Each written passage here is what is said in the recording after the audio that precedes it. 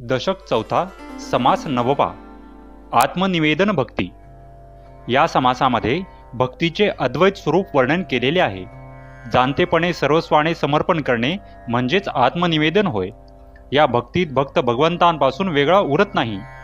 सोहमचा साक्षात्कार होऊन भक्त परमानंदामध्ये निमग्न होतो।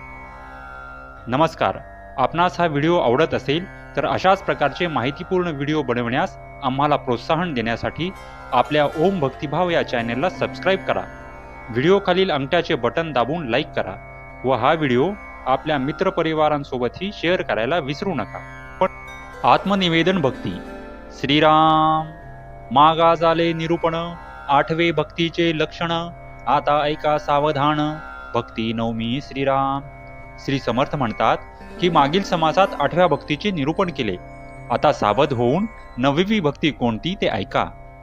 नवमी भक्ती जाणावे, आत्मनिवेदन करावे, तेही सांगिजेल स्वभावे, प्रांजळ करुणी श्रीराम। नवव्या भक्तीला निवेदन भक्ती म्हणतात। यात आत्मनिवेदन करावयाचे असते। तेही कसे करावे हे स्वाभाविक रीतीने स्पष्ट करून सांगतो। ऐका निवेदनाचे लक्षण, देवासी वहावे आपण, करावे तत्वविवरण, म्हणजे कळे श्रीराम। निवेदनाचे लक्षण असे आहे, यात आपण स्वतःला देवास समर्पण करावे। ते कसे करावयाचे ते तत्व विवेचनाने कळते। मी भक्त ऐसे म्हणावे आणि विभक्तपणेची भजावे, हे अवघेची जाणावे, विलक्षण श्रीराम। मी भक्त असे म्हणावयाचे आणि विभक्तपणे देवाला भजायचे हे सर्वच अयोग्य आहे। लक्षण असोन विलक्षण, ज्ञान असोन अज्ञान, भक्त असोन विभक्तपण, ते हे ऐसे श्रीराम। लक्षण असूनही लक्षणहीन म्हणावे, ज्ञान असून अज्ञान आहे असे म्हणणे आणि भक्त असून विभक्तपणे राहणे हे सर्वच काही विलक्षण व विपरीत आहे। भक्त म्हणजे विभक्त नव्हे आणि विभक्त म्हणजे भक्त नव्हे, विचारे विन काहीच नव्हे, समाधान श्रीराम। जो विभक्त नाही त्यालाच भक्त म्हणता येईल आणि जो विभक्त आहे तो भक्त असूच शकत नाही। या विरोधाभासाचे समाधान विचाराशिवाय होणार नाही। तस्मात विचार करावा, देव कोण तो ओळखावा, आपला आपण शोध घ्यावा, अंतर्यामी श्रीराम। म्हणून साधकाने विचार करावा, देव कोणाला म्हणायचे ते ओळखावे व मी कोण असा आपला आपण ही अंतर्मुख वृत्ती करून अंतःकरणात शोध घ्यावा। मी कोण ऐसा निवाडा, पाहो जाता तत्व झाडा, विचार करिता उघडा, आपण नाही श्रीराम। मी कोण याचा निवाडा करू लागल्यावर एकेका तत्वाचा निराश करीत गेले की शेवटी प्रकृतीचाही निराश होतो आणि मग मी म्हणून कोणी उरतच नाही। ज्याला आपण मी म्हणतो त्याचे अस्तित्वच नाही हे विवेकाने कळून येते। तत्वे तत्व जेव्हा सरे, तेव्हा आपण कैंचा उरे, आत्मनिवेदन येणे प्रकारे, सहजची झाले श्रीराम। जे तत्व ज्यातून झाले त्यात त्याचा विवेकाने लय करीत गेले की सर्वच प्रकृतीचा निराश होतो, म्हणजे मूळ मायाही उरत नाही, मग मी म्हणणाराही उरत नाही, केवळ एकमेव सच्चिदानंद स्वरूपच उरते। हे जेव्हा कळून येते तेव्हा सहजच आत्मनिवेदन होते। तत्वरूप सकळ भासे, विवेक पाहता निरसे, प्रकृती निरासे आत्मा असे, आपण कैंचा श्रीराम। जे दृश्य विश्व आहे ते पांचभौतिक आहे, याचा विवेक करून एकेका तत्वाचा निराश करीत गेले की शेवटी प्रकृतीचाही निराश होतो व फक्त आत्मा शिल्लक राहतो व मग आपण म्हणजेच आत्मा हे कळून येते। एक मुख्य परमेश्वरू, दुसरी प्रकृती जगतकारू, तिसरा आपण कैंचा चोरू, आणिला मध्ये श्रीराम। मुख्य तत्वे दोन मांडली तर एक म्हणजे परमेश्वर म्हणजेच शिव, दुसरी जगाच्या रूपाने भासणारी प्रकृती, ही दोनच मूल तत्वे असताना त्यात मी हा तिसरा चोर कोठून आणला। ऐसे हे सिद्धीची असता, नाथिली लागे देह अहंता, परंतु विचारे पाहो जाता, काहीच नसे श्रीराम।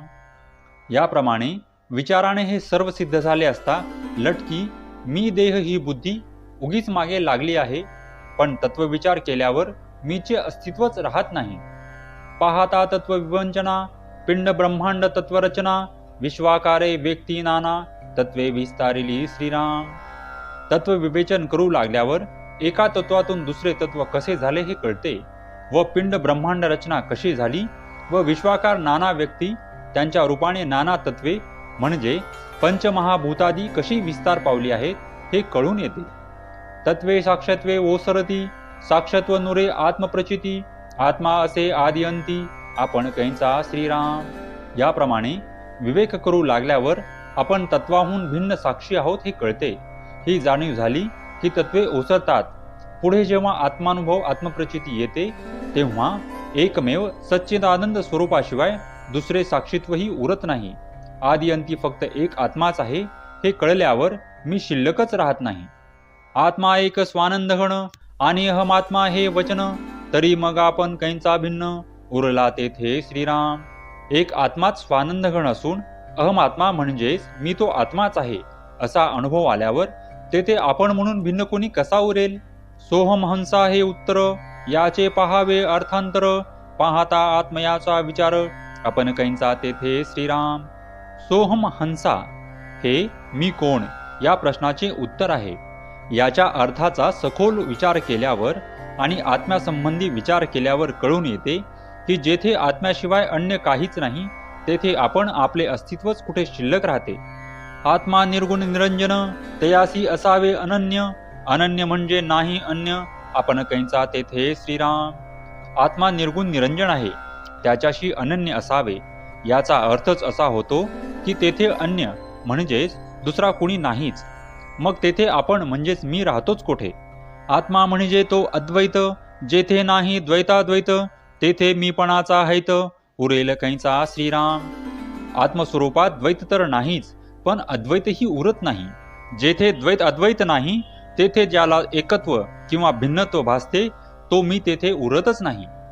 आत्मा पूर्णत्वे परिपूर्ण, जेथे नाही गुणागुण. निखळ निर्गुणी आपण, कोण कैंचा श्रीराम. आत्मा हा पूर्णत्वाने परिपूर्ण असतो. तेथे गुण अगुण दोन्हीचा अभाव असतो. तो निखळ निर्गुण असतो. सर्वत्र एक आत्माच परिपूर्ण असून येथे दुसरे काही नसतेच. तर अशा परिस्थितीत आपण म्हणजे मी म्हणणारा तेथे असेलच कसा. त्वंपद तत्पद असिपद, निरसुणी सकळ भेदाभेद. वस्तू ठाईंची अभेद, आपण कैंचा श्रीराम. त्वंपद म्हणजेच तू, तत्पद म्हणजेच ते ब्रह्म आणि असिपद म्हणजेच आहेस. तू ते ब्रह्म आहेस. याप्रमाणे नितिध्यासन करता करता नितिध्यासन करणारा जेव्हा ब्रह्मरूप होऊन जातो तेव्हा सगळे भेद व अभेदाचेही निरसन होते व एक आत्मवस्तूच राहते. तेथे मीचे अस्तित्व कसे राहील. निरसिता जीवशिव उपाधी, जीवशिवची कैंचे आधी. स्वरूपी होता दृढबुद्धी, आपण कैंचा श्रीराम. एका परब्रह्माशिवाय अन्य वस्तूच नाही. विद्या या उपाधीमुळे त्यालाच शिवसंज्ञा प्राप्त होते, तर अविद्या उपाधीमुळे जीवसंज्ञा प्राप्त होते. दोन्ही उपाधींचे निरसन केल्यावर जीवशिवच राहत नाहीत. केवळ एकच एक ब्रह्मच राहते व तेच सर्वांचे स्वरूप आहे. याप्रमाणे आपल्या स्वरूपाविषयीचे ज्ञान दृढ झाले म्हणजे आपण म्हणजेच मी म्हणून कुणी राहत नाही. आपण मिथ्या साच देव, देवभक्त अनन्य भाव. या वचनाचा अभिप्राव, अनुभवी जाणती श्रीराम. म्हणून आपण ज्याला मी म्हणतो तो देहाभिमानी मिथ्या ठरतो आणि देव म्हणजे पूर्णत्वाने परिपूर्ण आत्माच केवळ सत्य आहे हे कळून येते. म्हणजे देव व भक्त म्हणजेच शिव व जीवतत्व एकच परब्रह्मारूपी आहेत असा अनुभव ज्यांना साक्षात होतो तेच या वचनांचा अभिप्राय जाणतात. पंचभूतांमध्ये आकाश, सकळ देवांमध्ये जगदीश. नवविद्या भक्तींमध्ये विशेष, भक्ती नवमी श्रीराम. या स्वात्मानुभवालाच आत्मनिवेदन म्हणतात. या योगे ज्ञानी लोकांना समाधान प्राप्त होते. याप्रमाणे येथे नव्या आत्मनिवेदन भक्तीचे लक्षण सांगितले आहे. आपण मिथ्या साच देव, देवभक्त अनन्य भाव. या वचनाचा अभिप्राव, अनुभवी जाणती श्रीराम. म्हणून आपण ज्याला मी म्हणतो तो देहाभिमानी मिथ्या ठरतो आणि देव म्हणजेच पूर्णत्वाने परिपूर्ण आत्माच केवळ सत्य आहे हे कळून येते. म्हणजे देव व भक्त म्हणजे शिव व जीवतत्वतः एकच परब्रह्मरूपी आहेत असा अनुभव ज्यांना साक्षात होतो तेच या वचनांचा अभिप्राय जाणतात. या नाव आत्मनिवेदन, ज्ञानी यांचे समाधान. नवमे भक्तींचे लक्षण, निरोपिले श्रीराम. या अनुभवालाच आत्मनिवेदन म्हणतात. या योगे ज्ञानी लोकांना समाधान प्राप्त होते. याप्रमाणे येथे नवव्या आत्मनिवेदन भक्तीचे लक्षण सांगितले आहे. पंचभूतांमध्ये आकाश, सकळ देवांमध्ये जगदीश. नवविद्या भक्तींमध्ये विशेष, भक्ती नवमी श्रीराम. पंचमहाभूतांमध्ये आकाश श्रेष्ठ, सर्व देवांमध्ये जगदीश श्रेष्ठ. त्याप्रमाणे नवविधा भक्तींमध्ये ही नववी भक्ती श्रेष्ठ आहे. नवमी भक्ती आत्मनिवेदन, न होता न चुके जन्म मरण, हे वचन सत्य प्रमाण, अन्यथा नव्हे श्रीराम.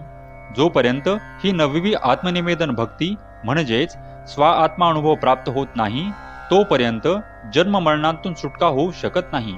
श्री समर्थ म्हणतात की माझे हे वचन सत्य व प्रमाण मानावे, हे खोटे मानू नये. ऐसी हे नवविधा भक्ती, केल्या पावेजे सायुज्य मुक्ती, सायुज्य मुक्ती सकल्पांती, चळन नाही श्रीराम. अशा प्रकारे नवविधा भक्ती केली असता सायुज्य मुक्ती प्राप्त होते. एकदा सायुज्य मुक्ती प्राप्त झाली की ती कल्पांतीही नष्ट होत नाही. तीही मुक्तीस आहे चळण, सायुज्य मुक्ती अचळ जाण, त्रैलोक्यास होता निर्वाण, सायुज्य मुक्ती चळेना श्रीराम. एकंदर मुक्ती 4 आहेत. त्यातील पहिल्या तिन्ही मुक्तींचा नाश होतो, पण सायुज्य मुक्ती मात्र अविनाशी आहे. त्रैलोक्याचा नाश झाला तरी सायुज्य मुक्तीचा नाश होत नाही. अवघी या 4 मुक्ती वेदशास्त्रे बोलती, तयांमध्ये 3 नासती, चौथी ते अविनाशी श्रीराम. वेदशास्त्रांनी एकूण 4 मुक्ती वर्णन केले आहेत. त्यामध्ये पहिल्या 3 नाश पावतात, पण चौथी मुक्ती सायुज्यता ही अविनाशी आहे. पहिली मुक्ती ते स्वलोकता, दुसरी ते समीपता, तिसरी ते स्वरूपता, चौथी सायुज्य मुक्ती श्रीराम.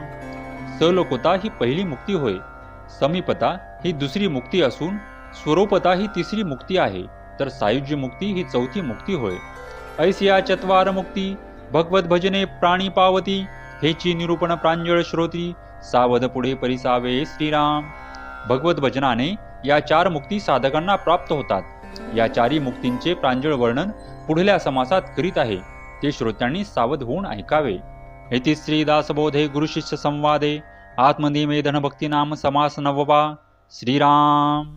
आपणास हा व्हिडिओ आवडत असेल तर अशाच प्रकारचे माहितीपूर्ण व्हिडिओ बनवण्यास आम्हाला प्रोत्साहन देण्यासाठी आपल्या ओम भक्तिभाव या चॅनलला सबस्क्राईब करा.